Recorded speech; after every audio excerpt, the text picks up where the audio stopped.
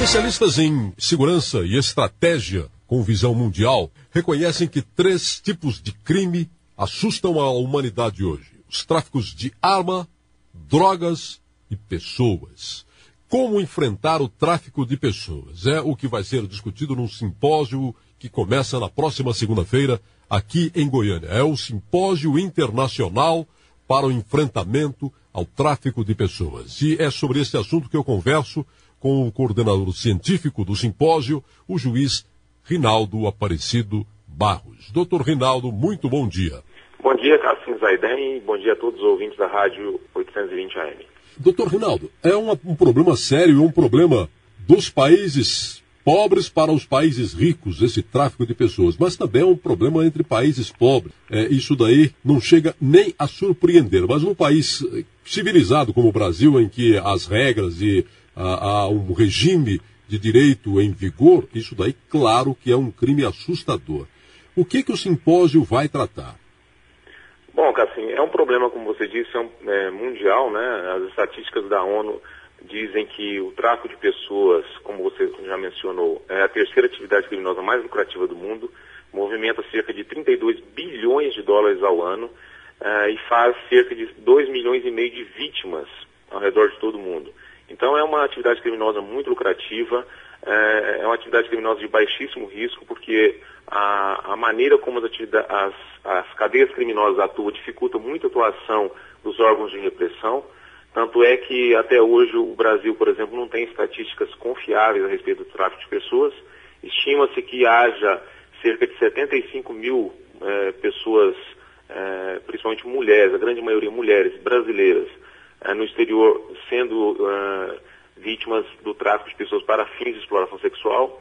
A Organização Internacional do Trabalho estima que cerca de entre 25 a 40 mil brasileiros ainda estejam em situação de trabalho escravo no Brasil.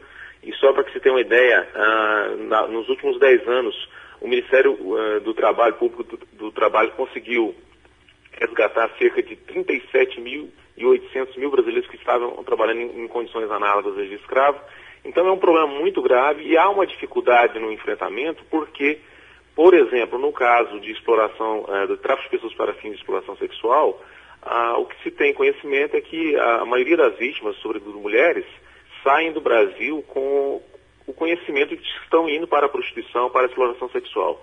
O que elas não têm conhecimento, Cassim, é que vão se submeter a condições realmente de escravidão. Chegando ao destino, elas têm o passaporte apreendido, elas ficam em cárcere privado, não têm condições de se comunicar com a família, são submetidas a uma jornada exaustiva de programas sexuais, de 10 a 15 programas sexuais por noite, são obrigadas a ingerir álcool e droga. Então é uma situação que agride diretamente a dignidade da pessoa humana, né? É por isso que nós entendemos e dizemos que o tráfico de pessoas é um crime contra a humanidade. Doutor Rinaldo, Goiás teve um período, não sei se hoje ainda essa realidade permanece, mas em que o tráfico de pessoas foi muito falado, porque muitas pessoas, principalmente mulheres de Goiás, eram levadas daqui, principalmente para a Espanha, para trabalho escravo de prostituição. Isso daí diminuiu aqui em Goiás?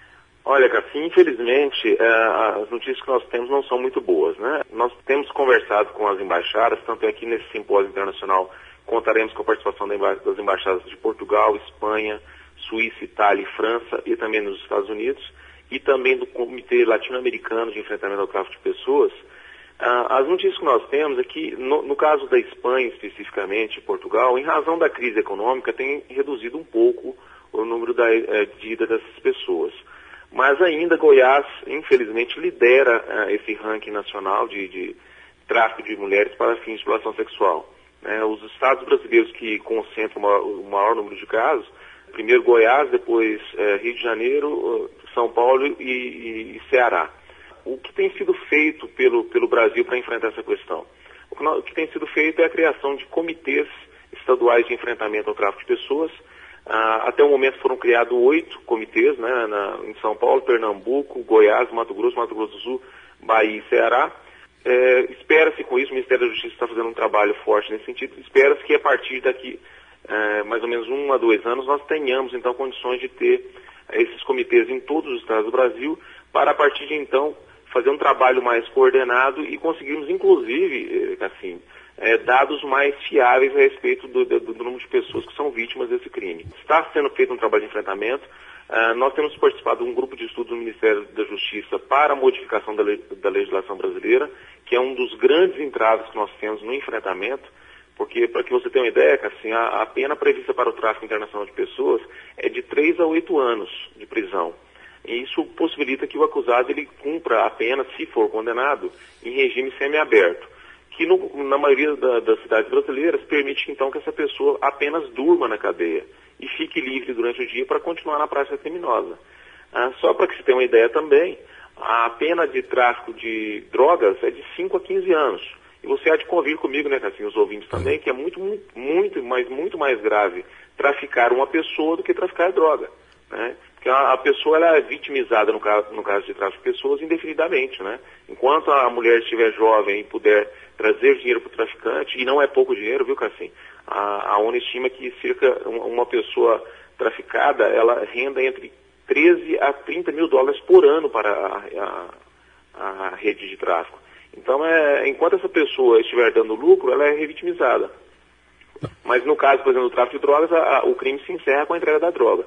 Então, nós temos sugerido o aumento dessa pena, né?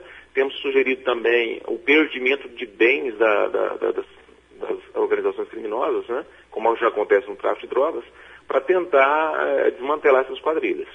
Doutor Rinaldo, claro que um crime como esse daí, ele afronta diretamente a Constituição. E o senhor disse aí a respeito dessa diminuição do tráfico para a Espanha em razão do problema econômico. Lamentavelmente não é por um aumento da consciência nem de nenhum país, nem por diminuição da ação dessas quadrilhas.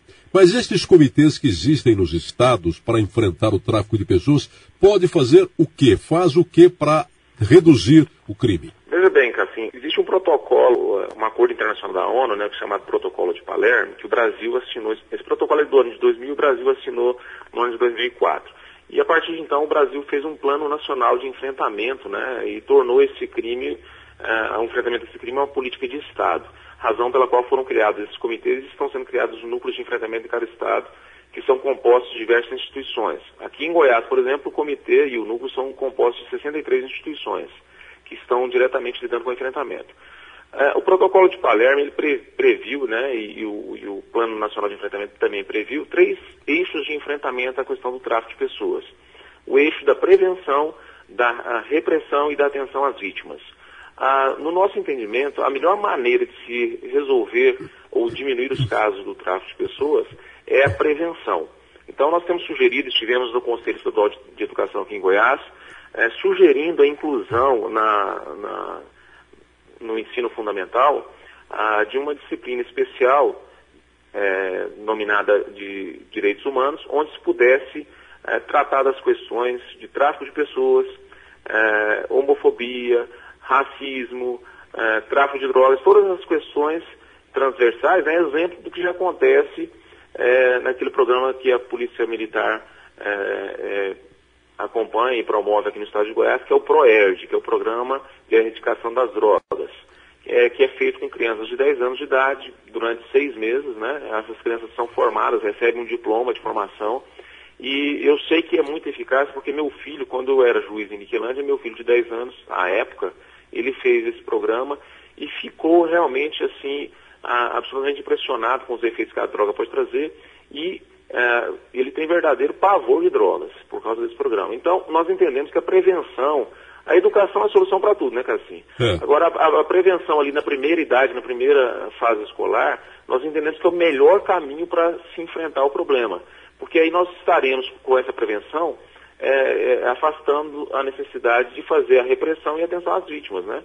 Se nós conseguirmos diminuir o número de vítimas, evidentemente nós não precisaremos reprimir tanto e também não precisaremos dar atenção às vítimas.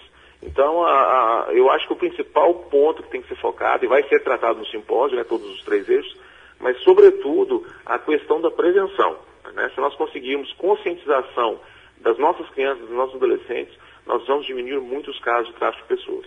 É preciso imprimir na cabeça dessas crianças, nas primeiras fases da vida, esses conceitos, né? É fundamental isso daí para dar uma formação melhor no futuro do país. Agora, O tráfico de pessoas, ele se espalha por vários estados e por vários países, portanto, ele exige a atuação de forças policiais mais amplas. Aqui no Brasil, o caso é a Polícia Federal e entre os países a Interpol. Há alguma articulação entre isso daí? Há alguma força-tarefa permanente dentro do Brasil e entre os países para impedir o tráfico de pessoas? Veja bem, Cassim, a ONU, que coordena várias nações do mundo, né, já entendeu, e esse entendimento é de todas as nações que estão preocupadas com esse problema do tráfico de pessoas, de que somente a ação coordenada entre os países e as polícias internacionais é que conseguirá diminuir os casos de tráfico de pessoas. Nós estamos falando de 2,5 milhões de pessoas por ano. É um número assustador. Se nós pensarmos em 75 mil brasileiras lá fora sendo exploradas por essa rede de tráfico na prostituição, nós estamos falando de uma cidade muito grande. Aqui em Goiás, só para você ter uma ideia, eu sou juiz em Jaraguá, que tem 50 mil habitantes. Então, os números são alarmantes e há um entendimento das instituições policiais que somente uma ação coordenada diminuirá o problema, né? E isso tem sido feito.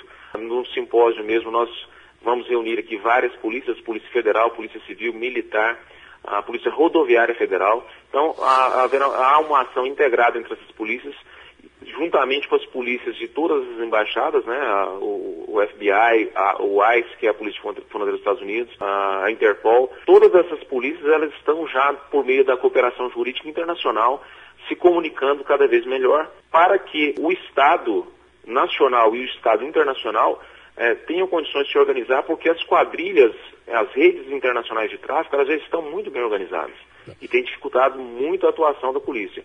Então, só um serviço de inteligência, de integração entre todas as polícias será capaz de desmantelar essas quadrilhas e minar as forças dessas organizações internacionais.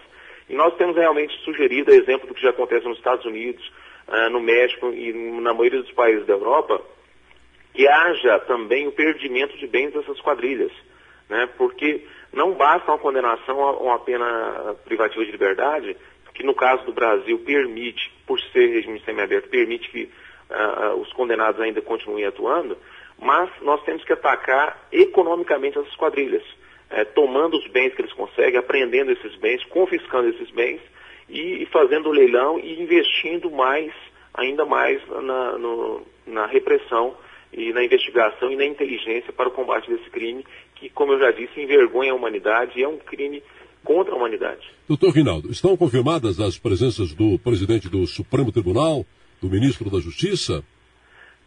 Nós ainda vamos ter essa confirmação hoje. O ministro do Supremo, o ministro Aires Brito, ele tem um outro compromisso no exterior, então vai ser confirmado hoje, assim como também do ministro da Justiça. Mas já estão confirmadas a presença do governador, do presidente do Tribunal de Justiça, desembargador Leobino, do presidente do TRT, desembargador Mário Bottasso, e todos os membros dessas embaixadas, representantes das embaixadas e alguns embaixadores, e diversas outras instituições, né, o representante do Ministério Público, nós contaremos com a presença de 50 policiais, 50 delegados da Polícia Federal, né, juízes, promotores, membros de conselheiros tutelares, diversos policiais, né, todas as polícias que eu já mencionei.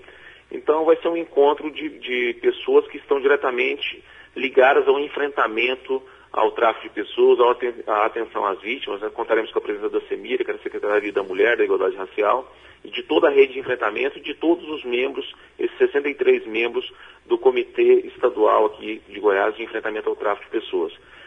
Será um simpósio internacional, o primeiro do Brasil.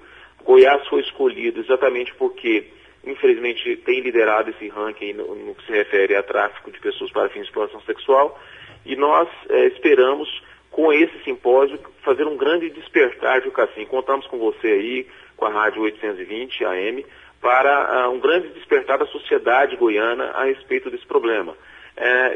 O tráfico de pessoas é um crime invisível, né?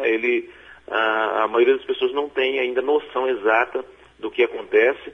Há essa estigmatização da mulher goiana que está indo só para se prostituir, mas isso é um engano, né? Essas mulheres estão indo enganadas, são vítimas, elas não são membros das organizações criminosas são vítimas, têm que ser tratados como vítimas e merecem o nosso respeito.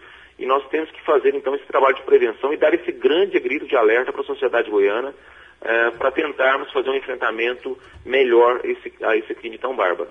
Doutor Rinaldo, muito obrigado pela entrevista aqui ao Jornal 820. Um bom dia para o senhor, sucesso aí no Simpósio Internacional. Bom dia, Cassim, bom dia a todos os ouvintes da Rádio 820. Esperamos, então, contar com a ajuda de vocês na divulgação desse mal que assola a sociedade brasileira, especialmente a sociedade goiana. Muito obrigado e bom dia. Sem dúvida, estamos juntos. Um bom dia para o senhor. Doutor Rinaldo Aparecido Barros, juiz de direito, é coordenador científico do primeiro simpósio internacional para o enfrentamento ao tráfico de pessoas que começa aqui em Goiânia, no auditório da Associação dos Magistrados de Goiás, na próxima segunda-feira.